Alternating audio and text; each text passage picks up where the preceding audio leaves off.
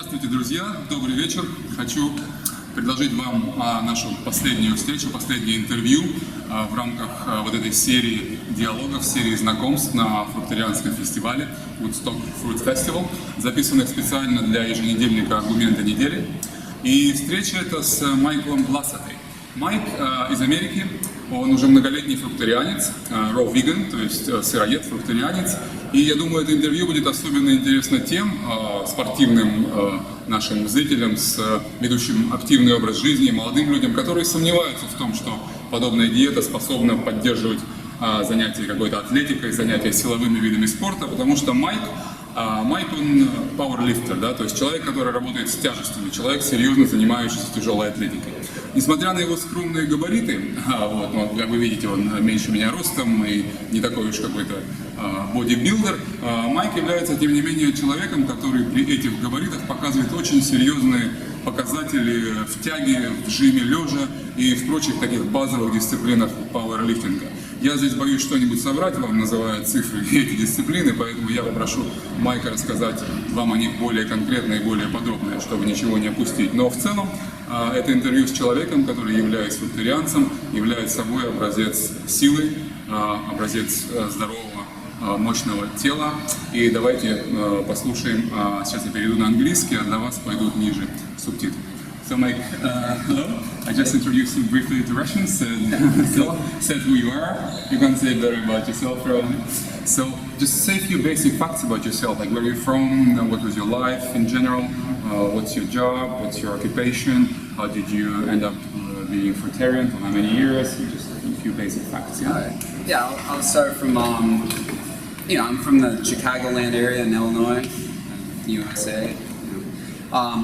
But I grew up eating a standard American diet, and it's just like it was like cereal and a little bit of orange juice for breakfast, and then like lunch would be like a salami sandwich or something.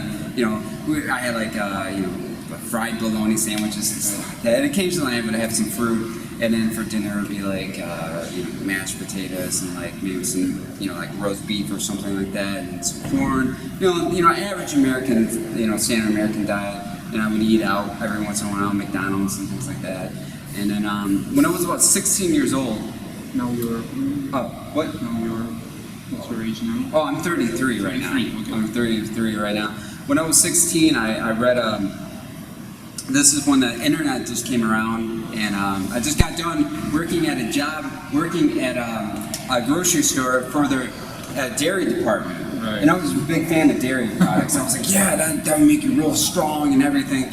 And I would drink a lot of that stuff. And I was actually looking up the benefits of dairy products. And I found a website called notmilk.com. Okay, yeah, and I did that. And he recommends, I read all this bad stuff about milk. I'm like, well, how can this be? So I tried it out for 2 weeks, not drinking milk. And I had a big glass of milk.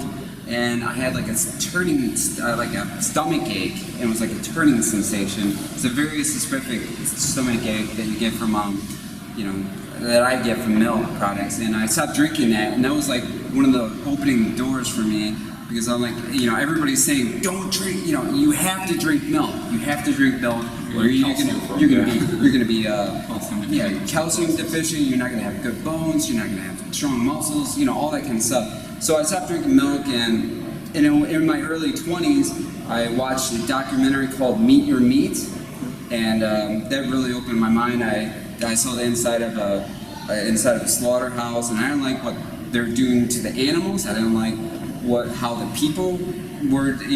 I can't see myself doing that for 8 hours at a time. Cutting cow neck at a time. It was not sanitary, and it was gross. And after that documentary, I was like, I'll try the vegan lifestyle out, and I did it for a New Year's resolution. And then, so I was doing a vegan diet, like a starch-based vegan diet, and I was eating a lot of whole grains, this and this, and I came into some problems. One of the things was I was eating a lot of whole grains. There's a cereal called Kashi. It's a whole grain cereal, and after a while, eating all these whole grains, I developed like internal hemorrhoids, and I started bleeding when I was going to the bathroom. It was really bad. So I go to the doctor, and he says, Mike, you need to stay away from bananas, and you need to eat more whole grains and eat a lot more fiber. So I go back home and I eat more Ezekiel bread, more whole grain this, more whole grain that, more cashew zero. It's getting worse and worse. I was scared to go to the bathroom because I was bleeding. I thought I had like cancer or something. And finally, I just kind of gave up, and I started eating refined grains, and I actually got better at doing that. And then another thing I was going through at the time with health problem-wise, I was having a lot of sinus issues, and mucus problems, and I think it stemmed because I broke my nose a long time ago, and it never really healed right. But I went through these sinus surgeries when they go up my nose and they burn, these polyps out of my nose. And so I went through like 3 surgeries, and I went back in. I'm like, Doc, I still get this pain in my sinuses. And so I looked up at my nose, and they're like, well, you still got some inflammation. We don't know really what it's from, but you can sign up for another surgery. And I was like, okay. And then I was like, well, I'm going to try out a vegan diet, a raw vegan diet out. And at the time, there's all these books that are like, dehydrate this food for like 12 hours, and then you can eat. Those kind of books, those kind of recipes, all nut based. I'm like, how am I going to afford it? But at the time, I was so desperate to try everything. So I was like, I'm just going to put it to the test. And I did it for 30 days for a New Year's resolution, same day as Michael Vlasaty, the guy who's running like 100 miles at a time and winning his races. He runs like a 6-minute pace. The guy is crazy. So I did it for 30 days, and I was pretty amazed. One of the things, how I found out about that, I found a website called vegsource.com, and they're talking about how this eating it was the same thing concept as like a Dr. McDougall style 80-10-10, his style, like a Coke diet, but into a fruit-based diet. And I was like, I bought it as almost a novelty purchase. I didn't think it was going to be, I didn't really, I was like, he made me have some fresh fruit, ideas and stuff, and I was like, I always wanted to get more fresh fruit. I always longed for that, and I love fruit ever since I was a little kid. I felt like I can just eat so much fruit. I always loved it. I always like trying out different fruits and things like that. So, yeah, I tried it out for 30 days and I really loved it, and I fell in love with it, and I just stuck with it ever since. And it's been over, since 2008, January 2008. So it's been like 7 years. And during that time, because I was really scared about protein deficiency. That was the main thing. You were doing some sport by then, right? No, I did wrestling and football in high school, but then I kind of gave up on it. I did a little bit of weightlifting every once in a while after that. But it was only till I got into this lifestyle. A lot of people are like, "Oh, you got all strength from eating meat back when back in the back." Then you switched to fruits, right? Yeah, then you get now you're strong. Because you ate all the meat back then. That kind of stuff. So I started doing these like little fitness challenges for myself, and the first thing I did was like 100 push-ups. I thought that was like the coolest thing ever. So I got to 100 push-ups within a couple months. Eating a fruit-based diet. And for those who don't know, that's basically, I'll give you an average day because, I might have like a half a watermelon for breakfast and then like 6 or 12 bananas for lunch. And then for dinner, it might be like, maybe a couple papayas and a big salad, huge. And chop up some tomatoes and onions and things like that. Right in here. Yeah. All the same food that, it's the same stuff. Yeah, huge salads, like a couple heads worth. And I'll eat and I'll make a salad dressing. Maybe I'll like a little bit of sesame seeds, sesame and lemon, and a little bit of salt, and that's my favorite day. So, my favorite fruit is mangoes. So if you ever see me, if you want to hook me up, mangoes.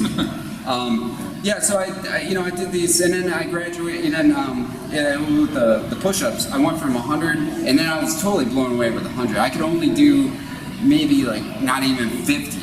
And just to do that 100 push-ups. Then I got to 150, and then I started doing 500 in sets of 100. So I would do like 100 set, and then wait a little bit and do another 100, and then do another 100, up to 500 push-ups.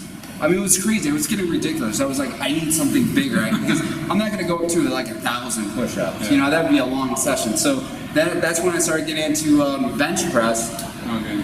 And yeah, I've been benching for like 6-7 years now. I'm doing more than double body weight bench press, depending on how much I weigh at the moment. So specify a few of your yeah. How much you press, how much you deadlift. For bench press, you know, I hit at the time, like a couple of years ago, 135. I weighed 135ish, and I got over, I think it was like 275. Right. That was just totally blew my mind. But now I'm doing it at 145 to 148, getting close to like 290 to 300. So, and to give you an idea, to give you an idea of how significant that is, only 1% of the weightlifting population will ever be able to do that. So I'm stronger than, and that's only the weightlifting population. You know, I'm stronger than in the bench press. You know, my chest is huge, man. Feel that? It's like. Oh yeah, it's solid, like a rock. Yeah, I mean that's 6 years of bench press right there, you know. But yeah, I've been so the average man can even bench his own body weight, you know. And I'm repping this stuff. Yeah, it's funny, these magazines are like, yeah, if you could do 1.5 times your body weight, that's considered like excellent. Well, I'm like, I could do that like 10, 15 times. So, you know, I can rep that. So, yeah, I do these crazy, for example, to get into NFL, you know, the football, to get into the NFL, you have to do like this bench press thing. It's 225, how many reps you can do with it. I can do that like 10 times. You know, that might, you know, I'm not like 300 pounds or anything, but for my weight class, that's crazy. There's not many people who are going to be able to do that. And with my deadlift, I didn't even know how to do a deadlift until this lifestyle. I remember vaguely doing it in high school because they're like, yeah, we're gonna teach you we're gonna teach you deadlift in football. And I was like, I was like, this is gonna break your back. And then people were asking me like, well, you got a really great bench press, but what about your deadlift? And I was like, I don't even know what that is, man. So then I was researching on YouTube and how to do deadlifts, and then I went from like doing like 135 to 225 and then 315, which is double my body weight. Then I got to 3 times my body weight, doing reps of that, which is just totally blows my mind. That's like, it's close to 500 pounds, a quarter of a ton. So it's a lot, you know, when I first started doing deadlifts, I couldn't hold on to the weight. You know, like I felt like I was strong for it, but I just, to hold on to, you know, 500 pounds is just ridiculous. And then my squats is my weakest, but you know, it's like over 2.5 times my body weight. I want to get to 405 by the end of the year, at least, you know. I'm not the greatest. It's hard for me because sometimes I do a particular squat style that can kind of damage your elbows. So I had a little elbow tendonitis, and that's really the only kind of injury I've had since I've been doing this. So it's great in your joints as well, right? Yeah. Oh, another thing, I get shoulder press more than my body weight up in there. So, you know, they say that's the ultimate strength test is pushing the weight up in the air. So, not many people are going to be able to. I remember you teaching like deadlifts and presses at Woodstock 2013, and you keep coming on these festivals as a presenter, as like a motivation figure. So what can you say to our viewers maybe about the necessity and the importance of such social events for raw fooders, for fruitarians? Why you think it's important? Why you keep coming?